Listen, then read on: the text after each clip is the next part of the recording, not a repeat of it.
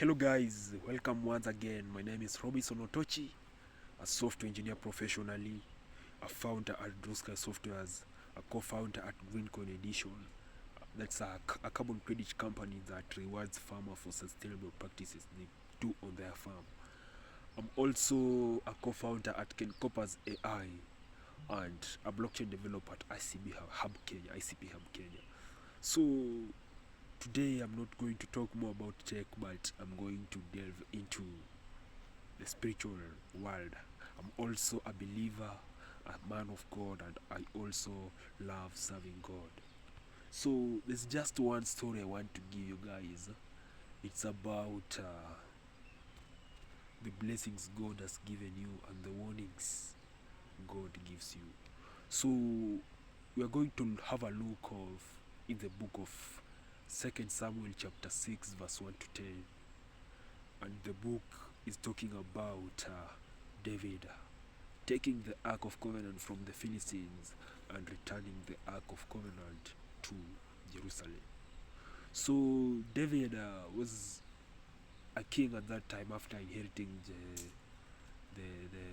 it was the position, the king position from Saul. And initially the Philistines had captured this Ark of Covenant and taken it to the Philistine land. But the Ark of Covenant staying in the Philistine land was bringing so much destruction and so much troubles for the Philistine. So they didn't want to remain, or they didn't want to have the Ark staying with them. So David came back to take the Ark, and the Ark was staying with a certain man. And that man had two sons, which I remember. One son is called Uzzah, and the other one I think is Joab, something like that. So they accompanied David and the covenant back to Jerusalem, but on the way they didn't follow the instructions, or from my own understanding, the Ark of Covenant, as it was created during Moses' time, the Ark of Covenant was just destined to be carried by Levites only. And the Levites were the one to carry it on their shoulders. Even when you remember Joshua crossing the river Jordan, he was carrying the Ark of Covenant with the help of the people from the Levites. So the Levites were responsible for carrying the Ark, followed now by the other people. So as the Ark was being carried on the oxen, by bad luck the oxen stumbled, and this man named Uzzah tried to save it by holding it by the hand. And unfortunately, the wrath of God struck this man called Uzzah, and the guy dropped down dead instantly. And this one gave David something like just a warning, or David became frustrated, or he also became afraid, because the wrath of God is not something you can just play with. And it came to be understood that they didn't follow the correct instruction when carrying the Ark of Covenant. So that's when Uzzah died, and David stopped from carrying the Ark. He took the Ark to a man named Obed Edom.